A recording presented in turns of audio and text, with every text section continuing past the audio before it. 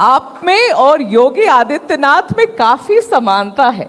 दोनों पहाड़ से आते हैं, दोनों को बुलडोजर से बड़ा प्यार है, ऐसा क्यों है?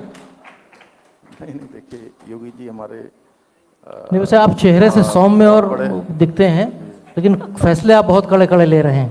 इस वजह से शायद मेधा जी को कुछ पर नहीं, सवाल आया। धामी जी आप जवाब तो इसका देंगे जरूर। पॉइंट ये है कि 140 या 170 शायद मदरसों को जो बंद कर दिया गया है, उसके ऊपर विपक्ष और बहुत लोगों का अब ये कहना है कि अल्पसंख्यकों की तरफ आपका जो रुख और रवैया है वो सही नहीं है। हिंदू के अगले पोस्टर बॉय तो बिल्कुल पुष्कर सिंह धामी जी बनने की पूरी तैयारी में है। तो धामी जी आपसे इसीलिए मैं पूछ रही हूँ कि इन बुलडोजरों का जो कहर चल रहा है अभी, क्या कहना है आपको? ऐसा है कि हम चाहते हैं कि देवभूमि में हर एक व्यक्ति कानून से जिए जी। कानून से जीने की उसकी आदत होनी चाहिए। क्या अवैध अतिक्रमण कोई इसको सही मानेगा मेघा जी? नहीं, बिल्कुल नहीं, बिल्कुल आप बताइए, कोई हमने गलत काम किया अगर अवैध पर अतिक्रमण उनका हटाया? ऐसा कहना है सर कि सारे पेपर्स उनके पास हैं और तब भी उन्हें बंद किया जा रहा है, तो ये सवाल नहीं, कोई भी देखिए ऐसा है, जो भी हम काम करते हैं वो विधि सम्मत करते हैं, संविधान सम्मत करते हैं और व्यवस्था सम्मत करते हैं। हमने व्यवस्था तोड़ने का कोई काम नहीं किया है। देखिए जगह जगह पर कहीं नीली चादर, कहीं पीली चादर, कहीं हरी चादर, ऐसे चादर बिछाकर अनेक सरकारी जमीनें जो है अतिक्रमित कर ली गई, उन पर कब्जा कर लिया गया जी। उनको हमने अतिक्रमण से मुक्त कराया है। तो ये किसी को टारगेट करने जैसी कौन सी बात है? अभी मैं हल्द्वानी में 2 दिन पहले गया था।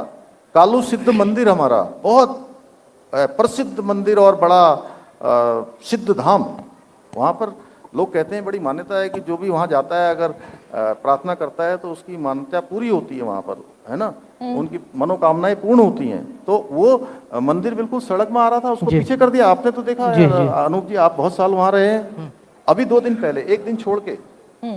तो इसी प्रकार हमने यहाँ पर भी किया है। तो ये लोग केवल देखिए, और मदरसों की बात है, हम चाहते हैं कि उन मदरसों में जो पढ़ने वाले बच्चे हैं, चाहे बच्चे किसी धर्म के हों, किसी समुदाय के हों, बच्चे हैं, उनको अच्छी शिक्षा मिलनी चाहिए और मुख्य धारा में भी लाना चाहिए, मुख्य धारा में लाना चाहिए, अच्छी परवरिश होनी चाहिए उनके सबके। हमने कहा कि सरकारी स्कूलों में इनका एडमिशन करवा दीजिए, सब जगह सभी बच्चों को। लेकिन पहचान छुपा के रहना, पढ़ाई के लिए लाए गए हैं लेकिन पढ़ाई नहीं कर रहे हैं, रजिस्टर में कुछ और अंकित है, अंदर कुछ और है, किसी का कोई इतिहास निकल रहा है, कोई गलत कर रहा है। यहाँ पर जो है, यहाँ हमारी डेमोग्राफी भी बदल रही है इसके कारण से।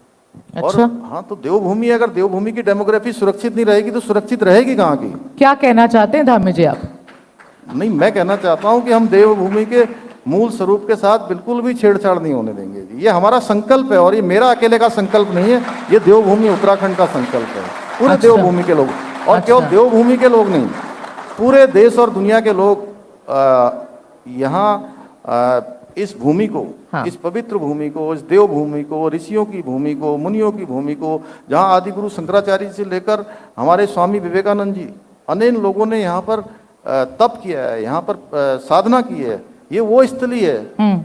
और हर एक जगह पर, मैं देवभूमि इसलिए कह रहा हूँ कि पूरे राज्य के अंदर आप कहीं चले जाइए, आपको हर एक जगह पर एक न एक देव स्थान मिलेगा। तो बिल्कुल। और आप दुनिया में कहीं जाएंगे, इतने लोग सभागार में बैठे हैं, अगर मेरी बात सही होगी तो सब ताली बजाएंगे अभी, कि हम लोग जो है कहीं भी जो है देश में जाएं, दुनिया में जाएं, अगर ये कहेंगे कि कहाँ से आए हो भाई, अगर बता दें, तन्मय जी आपका भी यहाँ से बड़ा नाता है, आपने भी 6 बरस यहीं पढ़ाई करी है, आप कहेंगे कि कहाँ से आए हैं, कोई पूछेगा, जैसे ही कहेंगे कि उत्तराखंड से आए हैं, तो सच में मैं बता रहा हूं, चेहरे पर आदमी के एकदम से भाव बदल जाएगा। अगर आप ये वीडियो YouTube पर देख रहे हैं तो हमारे चैनल को सब्सक्राइब कर बेल आइकन दबाएं, और Facebook पर देख रहे हैं तो हमारे पेज को लाइक करें।